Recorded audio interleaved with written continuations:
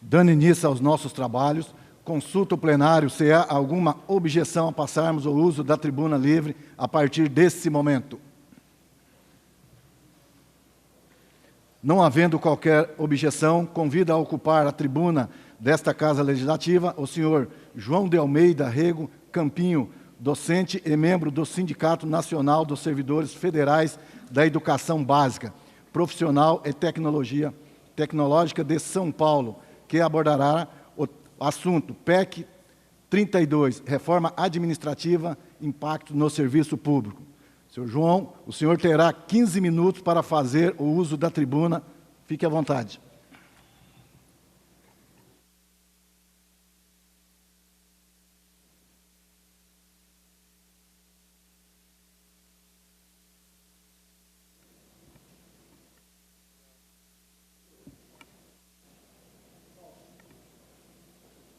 Alô. Muito obrigado. Bom dia a todos, todas e todes. Eu gostaria de, em primeiro lugar, agradecer a oportunidade de estar aqui, né, aos vereadores, na pessoa do Paulinho dos Condutores, presidente dessa casa. Gostaria de agradecer, em primeiro lugar, aos meus colegas do Instituto Federal, né, que hoje estão em paralisação. Também gostaria de agradecer aos estudantes do Instituto Federal, né, que estão se organizando e lutando em defesa de um serviço público, de uma educação de qualidade. Agradecer a todas as entidades da Frente de Luta de Jacareí, né, essa frente composta por diversas organizações, em especial, gostaria de agradecer ao Sindicato dos Trabalhadores Públicos Municipais de Jacareí, na pessoa da presidente, que é a Sueli, e um conjunto de outras entidades que aqui estão presentes ou que não estão aqui, mas que de alguma forma apoiam essa nossa iniciativa, né? Bom, eu sou João, eu sou professor de Sociologia do Instituto Federal Campus Jacareí, e estou aqui representando, em especial, o Sinasef, que é o nosso sindicato, né? Hoje é um dia nacional de luta em defesa do serviço público, em especial contra uma proposta de emenda constitucional, a proposta de emenda constitucional 32, chamada de reforma administrativa, mas a gente pode denominar de deforma administrativa. E gostaria de falar para vocês um pouco sobre essa reforma, e também, em especial, os impactos delas no serviço público e na educação no nosso país, né? Esse é o principal que eu gostaria de trazer aqui nesse momento, né? Então, a primeira coisa, né, porque eu sou servidor público, outros colegas que estão aqui servidores públicos, e a gente vai trazer essa discussão da reforma administrativa, a primeira coisa que se pensa é, não, eles querem falar exclusivamente sobre as condições de trabalho deles, né? E não é isso que eu quero falar aqui hoje, né? Eu quero falar aqui hoje sobre a UBS do bairro, eu quero falar aqui hoje sobre a escola que seu filho estuda, eu quero falar aqui hoje sobre a capacidade do Estado brasileiro de garantir saúde, educação, bem-estar para a população. É isso que nós queremos falar. É isso que está em jogo no nosso país. É isso que querem destruir. Querem destruir o serviço público. Quando a gente fala em serviço público, nós estamos falando na prática que nós temos um governo hoje que quer inviabilizar os direitos sociais dos trabalhadores, da juventude, dos brasileiros. Então, eu gostaria de, em primeiro lugar, deixar claro que nós estamos falando aqui sobre a capacidade do Brasil de vacinar a população, de desenvolver pesquisa que permita trazer bem-estar para a população. Esse é o tema que nós vamos tratar aqui hoje, não tem nada além disso, né? Bom, a pergunta é, por que essa reforma administrativa, o que ela propõe e o que ela ameaça esse conjunto de serviços que nós estamos trazendo aqui para vocês, né? Em primeiro lugar, a reforma administrativa, ou a deforma administrativa, ela propõe o fim da estabilidade no serviço público, né? Aí alguns já de primeira pensam assim, nossa, mas estabilidade é um privilégio dos servidores públicos, né?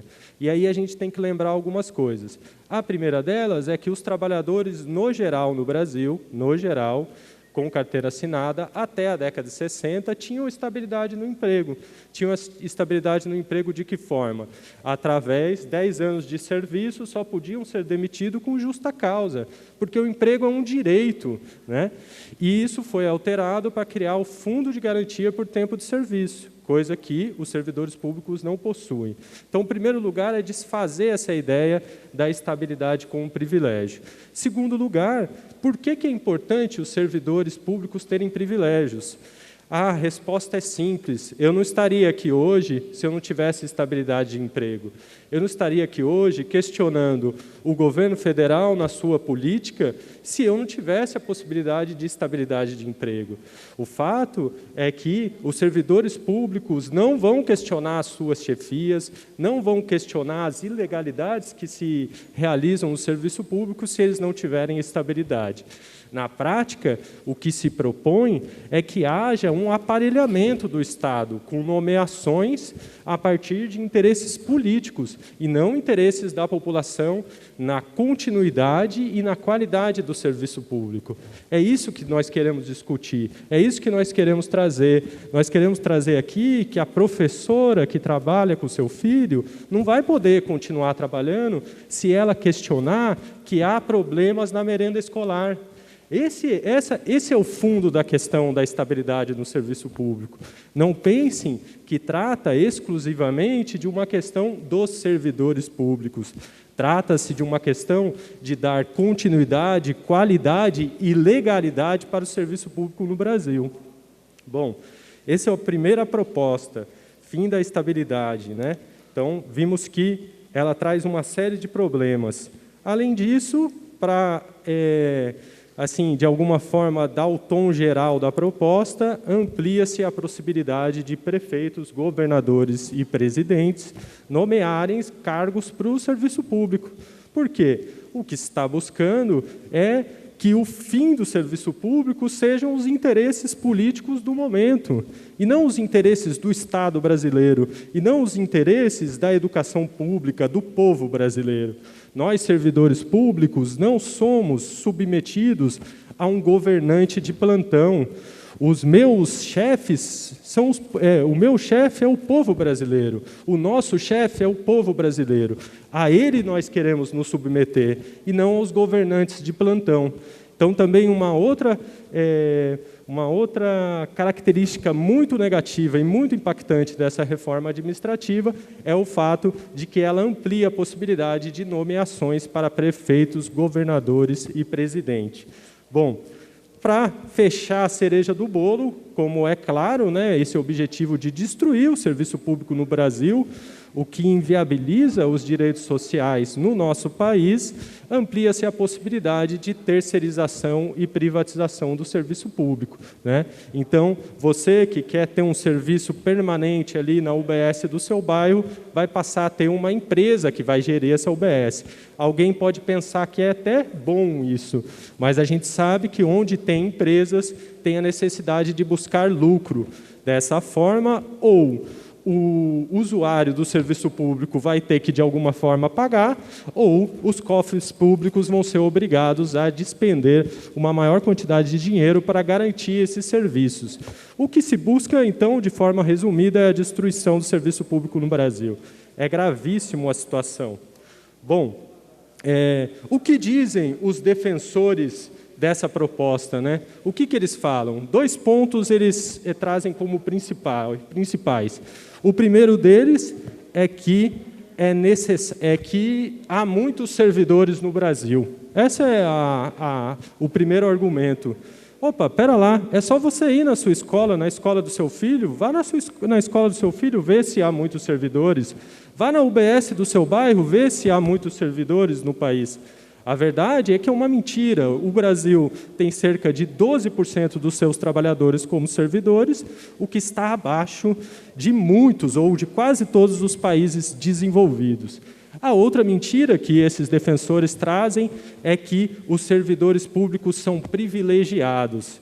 Opa, espera lá, tem dois problemas nesse argumento de privilegiados. O primeiro deles é que é mentiroso. 60% dos servidores públicos no Brasil ganham até 2 salários mínimos e meio. Ah, não tem grandes salários nos servidores públicos? Tem. Se concentram aonde? No judiciário e nos militares. Nossa, que coincidência, eles não vão sofrer as consequências da reforma administrativa. Eles estão fora da reforma administrativa. Prestem atenção que são argumentos mentirosos para enganar a população, né? Esses dois argumentos que se utilizam. Bom, para avançar um pouquinho mais aqui, na proposta. Com relação à educação, que no fim das contas é onde eu trabalho e onde os meus colegas trabalham, os estudantes que estão aqui também. O Instituto Federal, as universidades federais, a educação pública no Brasil está sendo assassinada por asfixia. Essa é a realidade. Por quê? Porque o nosso orçamento desse ano é igual ao orçamento de 2013. 2013 não existia nem o campus do Instituto Federal em Jacareí. Eles querem inviabilizar a educação por meio do corte de verbas. Essa é a proposta do governo federal, que vem desde a implementação da proposta de emenda constitucional do teto de gasto. Junto com isso, eu gostaria também, de alguma forma, trazer aqui uma outra questão, que envolve também a situação política do nosso país e que é uma situação específica de Jacareí, mas que não deixa de dizer um pouco sobre esse quadro que nós estamos passando no país.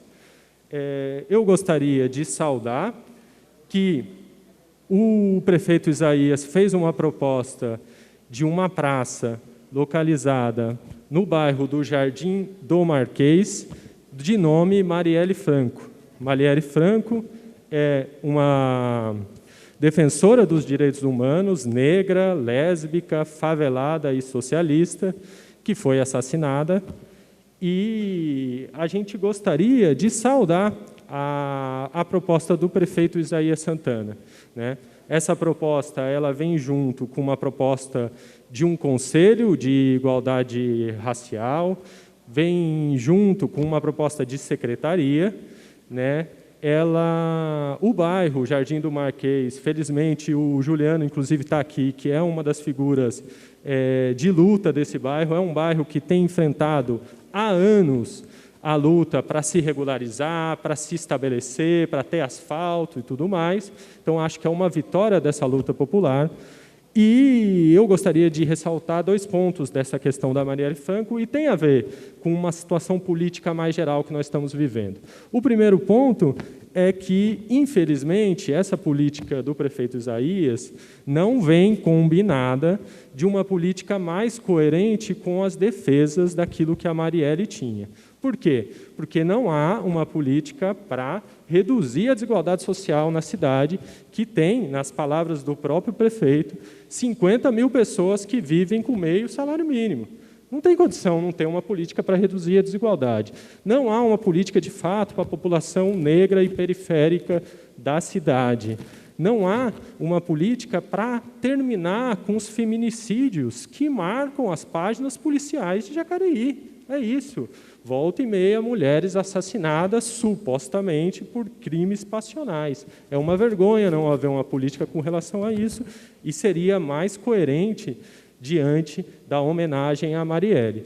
Por fim, dentro desse quadro, é indignante a revolta de determinados setores da sociedade com essa homenagem. Ninguém reclama que existe um bairro como o próprio Jardim do Marquês com nome de nobres. Ninguém reclama que há uma avenida chamada Avenida Castelo Branco, que é uma avenida de homenagem ao ditador no Brasil, né? Na nossa cidade não há reclamações. Então, se indignam em torno do nome da Marielle porque tem um projeto de sociedade racista, desigual, para resumir, fascista, né? Então, eu gostaria de enfatizar essa indignação diante disso. Essa indignação, ela não é desconectada do conjunto de coisas que eu trouxe aqui. Por quê?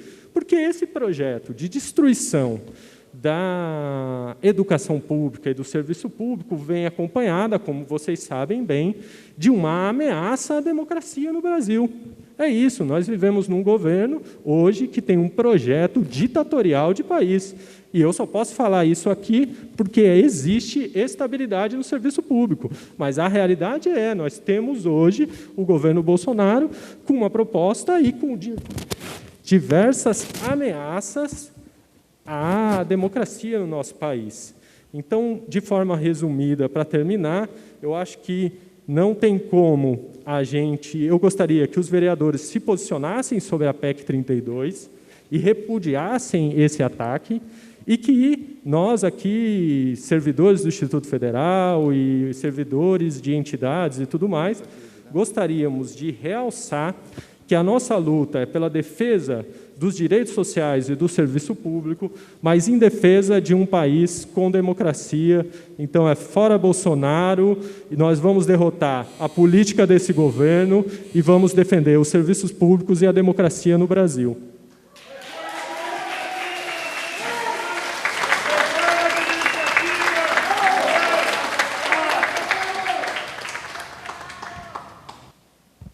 Quero cumprimentar aqui o Guirá, representante do Sindicato Metalúrgico de Jacareí e Região, Joaquim Aristeu, representante do Sindicato da Alimentação de Jacareí e Região, Sueli, Sindicato Servidor Público, e todos os servidores presentes, e dizer para vocês que essa é uma luta de todos. Nós estamos vivendo momentos difíceis e, com certeza, essa PEC vem para retirar ainda mais direito dos trabalhadores e dos servidores, para sucatear o serviço público. Então, é importante, nesse momento, a unidade de todos para que a gente possa estar cobrando aí dos governantes para não aprovar essa PEC. Nós estamos vendo aí já o desmonte do Correio, onde o governo anuncia a privatização, onde dezenas e dezenas de trabalhadores vão ficar desempregados e perder aí seu posto de trabalho. Então, eu acho que é nesse sentido que a gente faz aqui, que na próxima sessão faremos aqui uma moção para que todos os vereadores que se posicionar contra essa PEC 32 estejam assinando essa moção para que a gente encaminhe para o governo federal, para que a gente possa se somar junto nessa luta contra todos os ataques em cima da classe trabalhadora e do serviço público.